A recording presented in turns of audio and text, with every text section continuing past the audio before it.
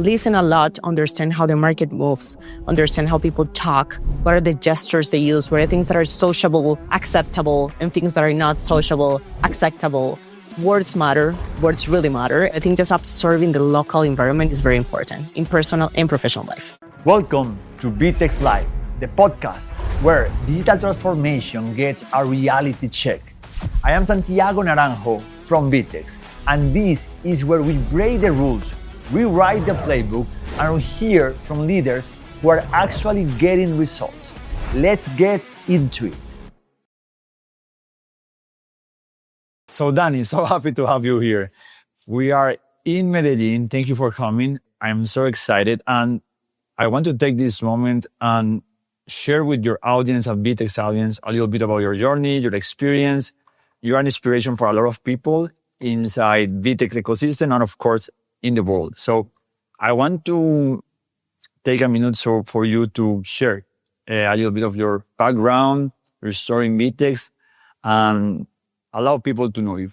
Thank you so much, Santi, for having me. It is a pleasure to be here in my native country, by the way. So many people don't know that I'm actually from Colombia. Yes. When I speak in English, people are just like, you're from Brazil. You have this Brazilian accent. But no, I'm actually from Colombia. So it is just lovely to be here. You're a polyglot. You don't speak a lot of language, but we can talk about... Four. Come on. It's just 4 languages. Too many. Okay. But anyway, so I'm currently the executive VP for VTEX in North America. I've been in VTEX for the last 10 years. So it's been a long journey already. Yeah. Basically going in different territories, countries, and also continents. So I started working for LATAM, then I moved to Brazil, then I moved to Italy. So it was a big change. I went to EMEA. I was responsible of basically starting the operation from scratch for Italy. And then I got the honor to basically manage EMEA as one region for a couple of years. And then back in 2023, I got the invitation to come to the U.S. to manage the sales and marketing team. And this is what I've been doing for the last 2.5 years. Amazing journey from Colombia, Brazil, Europe, and United States. And now you're based in New York. Correct. Why New York? Well, it's the place to be, right? Like for a company as VTEX that is originally from Brazil, when you come to this big continent where basically all the competitors are already here. You know, like you have a lot of competition. You have some names that are basically from here. Like you have those big names that are local. So they're already like in the top of mind of people. You cannot just come here and say, I'm based in Brazil. Like you need to have here the local presence that gives a lot of confidence and trust to people. So this is why we decided to bring, I would say the core team to New York. And we have today a big office with our headquarters in Manhattan. We have people from CX. So it's not only the sales and marketing, but also the support and the people that are going to be joining our customers during the implementation and during the ongoing. So no doubt, this is the place to be. It's a beautiful place. Dani, can you share a little bit about, in your point of view, what are the difference between United States market and European market, taking advantage that you were there and you understand the retails and brands?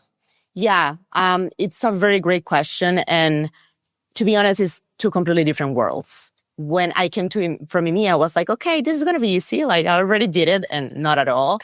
So you have this difference, for example, in EMEA, you deal with different countries. So in EMEA, it's not enough to be European. You need to be French if you're in France. You need to be Romanian if you are in Romania. You need to be Italian if you're in Italy. And they have this big culture of just buying from the country. You know, it's not even the region. So again, when we were in Italy, we faced the question that, are you from here? Do you have people here? Like, do you have locals? Do you speak Italian? So, of course, I had the challenge to learn Italian and to speak it like very fluently because this gives confidence to people. You speak a beautiful, amazing Italian. Grazie. Also Portuguese, also English, also Spanish. Thank you. Oh, thank you so much.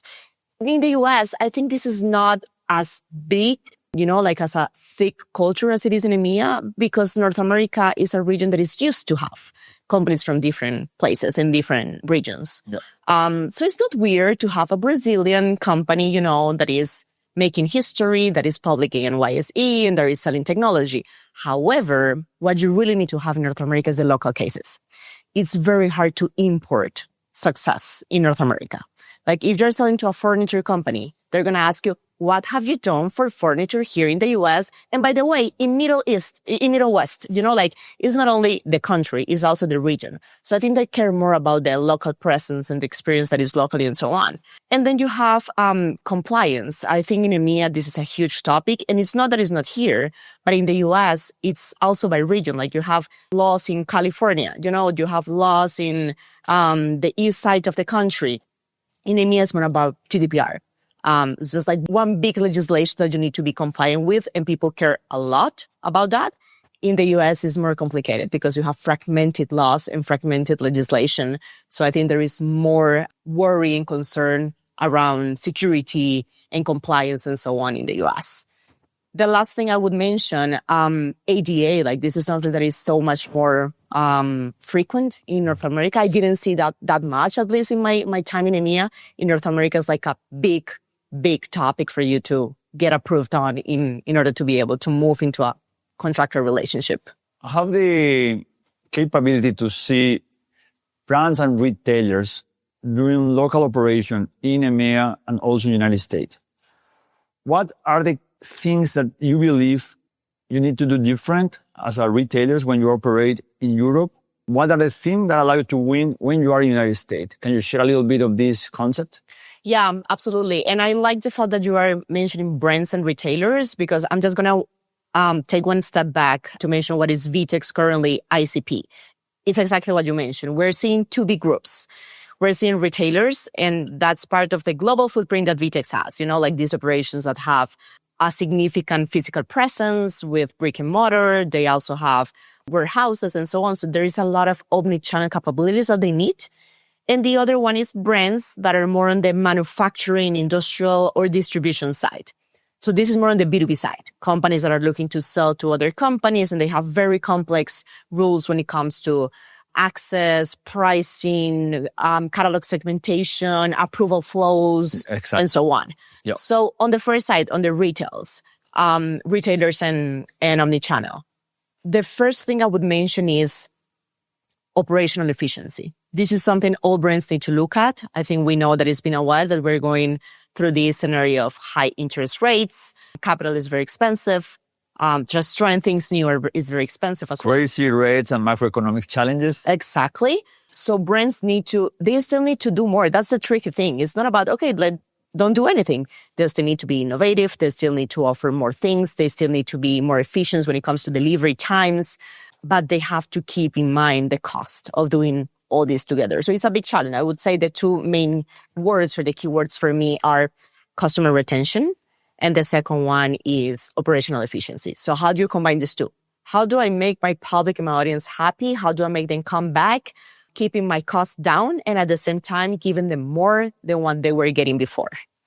On the brand side, and I don't know if you know this, many people don't know this, but actually there is a lot of, I would say, manual steel operation in the B2B side. Yeah. We see like billion companies, huge companies, 500 Fortune companies that still get orders through PDF, email, fax.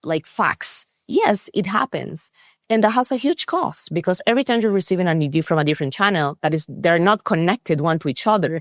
You need to check, do I actually have this inventory ready? Can I actually sell this? Or I need to go back to the customer. So I need to get one sales agent to make that call. All that implies cost. You have people in the middle of the operation. You have middlemen in the middle of the operation. You have different channels that are not coordinated. So I think the biggest challenge for the brands on the B2B side is how to orchestrate all these channels into one single channel and provide good support to the brands, and especially provide the quality service they're looking for. Because for distributors, this is something very tricky. You can be replaced by Amazon if you're a distributor. I know it's different for a manufacturer. Why do you think so? I mean, you find all the assortment in Amazon, right? And when you're a distributor, you don't control the manufacturing. You just sell what you receive. The thing is, the manufacturing are selling through other channels. So it's very tough. It's a very tough market. But again, I think operational efficiency and customer retention are the two key words for 2026. I would love to put like a label on this, and when understood this, you have a unified commerce architecture. You are able to make both works. You are able to have efficiency and also you're able to deliver. What are the main challenges that you face when you want to approach to our big retailers at these top 500 retailers in the United States? Why they are not moving yet for a more flexible, composable architecture? What are the fears that they have, and what is the quick wins that they can find if they move to this type of architecture?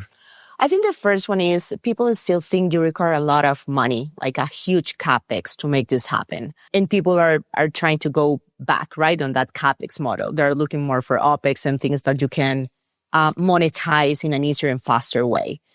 My main message when I hear this is, well, it's actually not that costly. If you already have a platform, I'm not selling, but I need to say it. Like, if you have a platform like VTEX, this will allow you to unlock different channels in a very fast and easy way. If you want to try a new marketplace, but you're not sure, like, am I actually able to become a marketplace? Do I have the right traffic? Do I have the volume that I need? Am I attractive to other brands to bring their portfolio of products to me? You can do that with just a couple of clicks, a couple of people. You don't need a lot of resources and so on, because it's a try it out. If it doesn't work, you just go back. And there isn't a big trade-off on the fact of trying it. Same thing for B2B. You usually have separate teams. So I have one team that manages all the B2B and I have the other team that manages the other B2C, and they don't talk to each other. So how do I actually make them talk to each other and understand they can unify a lot in only one single platform, is still keeping what is fundamental for both channels. So it's still keeping the different price tables for B2B, it's still keeping the different catalogs for B2B, it's still keeping their approval flows that you need for B2B.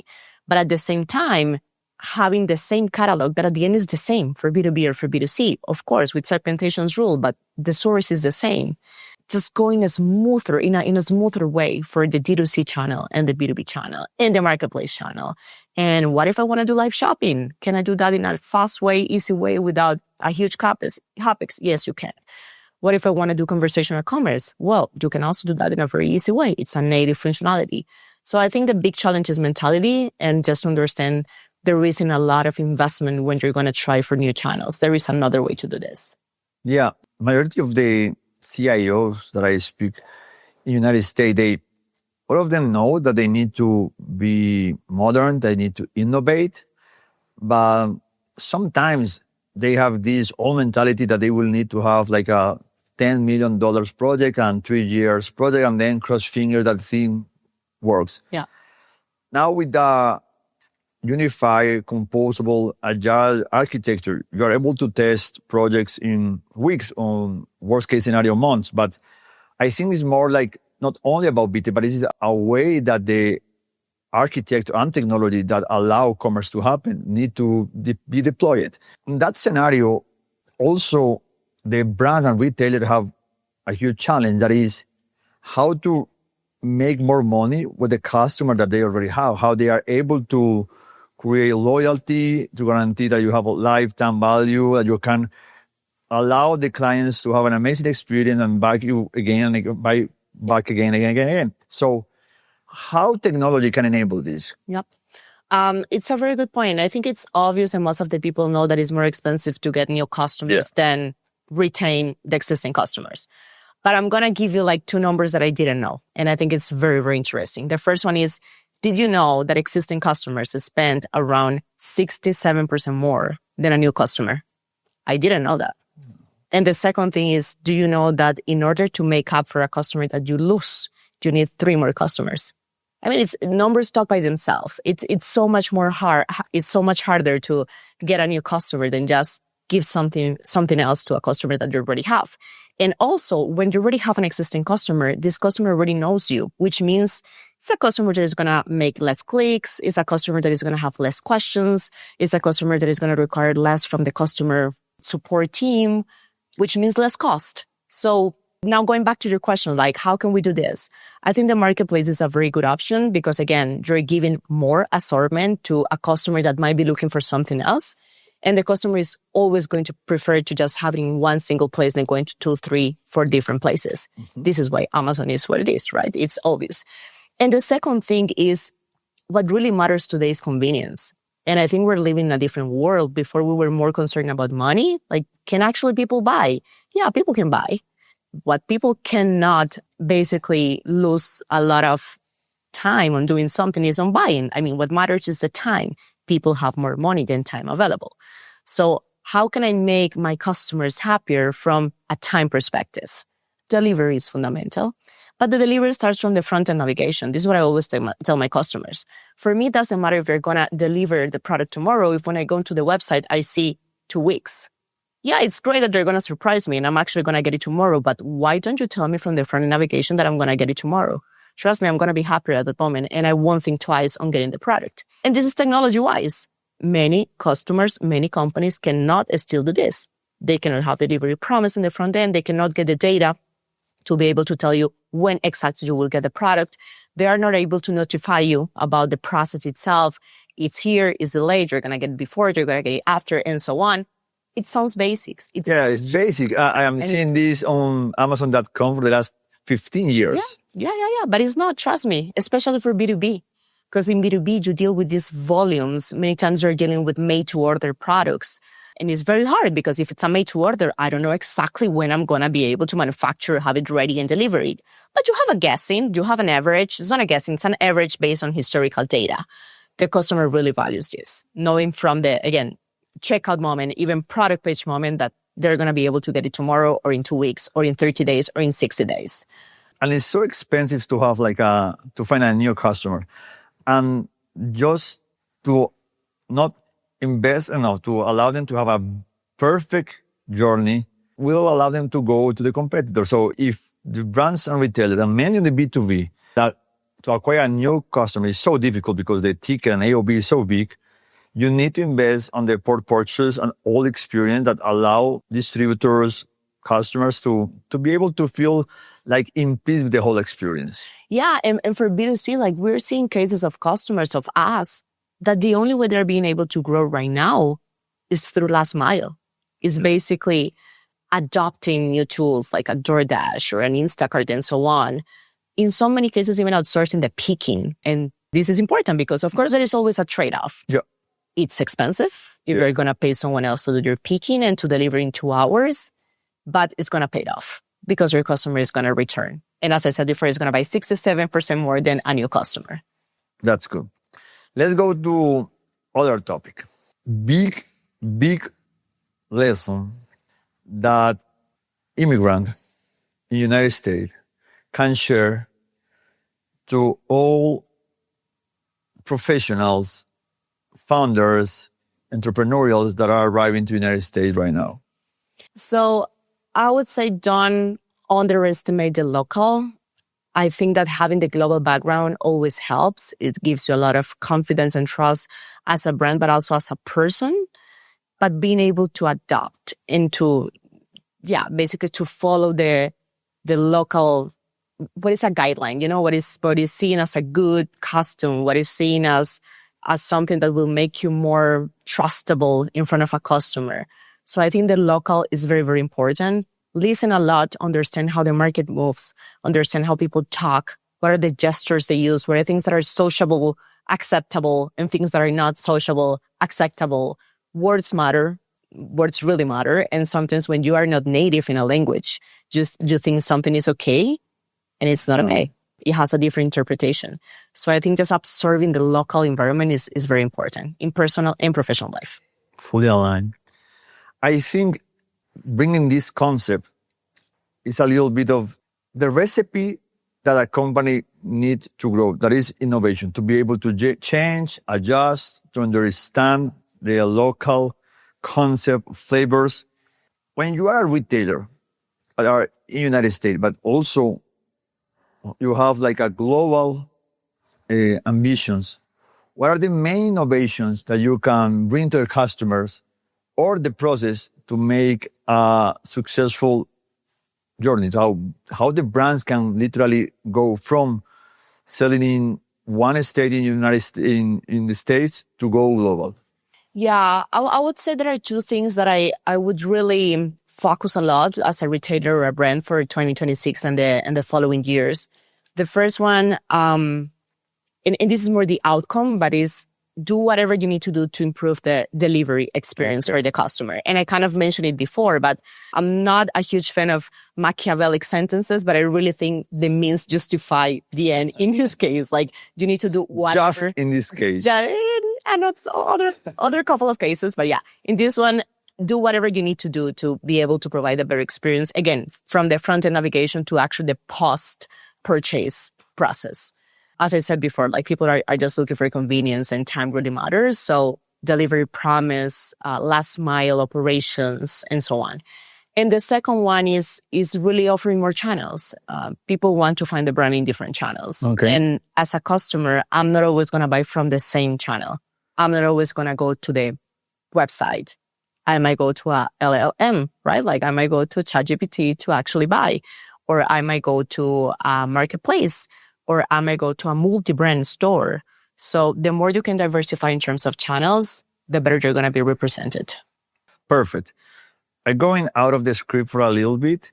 I want a sentence that you can share about your experience in Colombia, then a sentence about your experience in Brazil, then a sentence of your experience in Europe, and then a sentence of your experience in the United States. So I'm going to do Colombia, Latin America. Yes. Each country is a country, and that also applies to EMEA. But yeah, Mexico is a country, Chile is a country, Peru is a country. They're not a region when it comes to business. So again, the local part really matters. Brazil, kindest people in the world, honestly. Seriously? Oh yeah, I think so. And it's a very friendly environment to make business as well.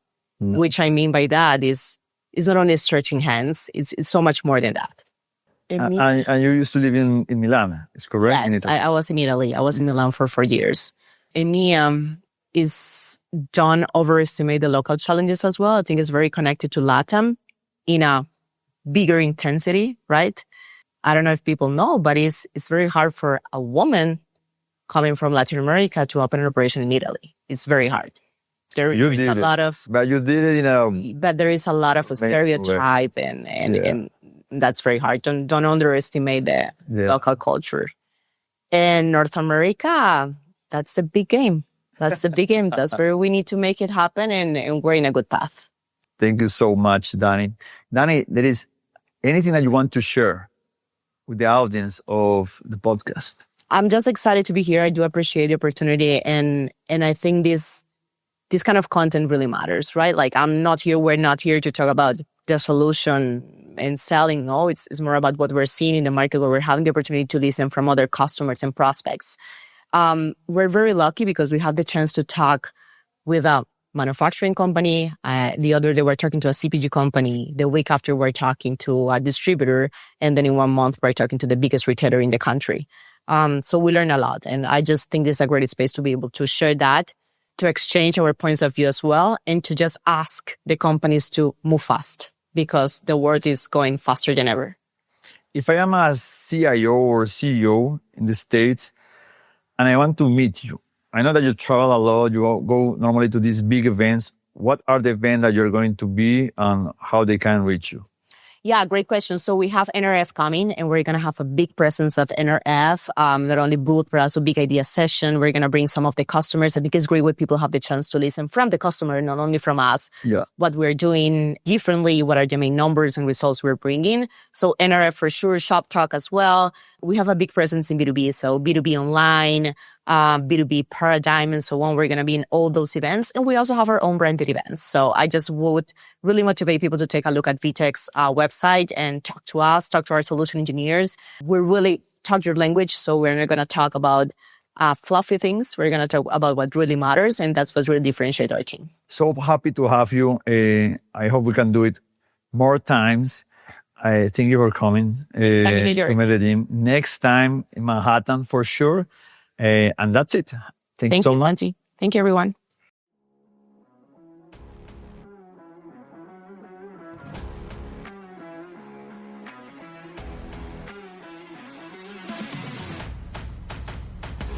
This episode of VTEX Live was brought to you by VTEX, the digital commerce platform for bold leaders. Head to VTEX.com to see how we help businesses scale fast, flex smart, and let the AI-powered future of commerce. If you like it, what you hear, follow the show on Apple, Spotify, or wherever you listen. Because in this space, speed isn't a luxury, it is your edge.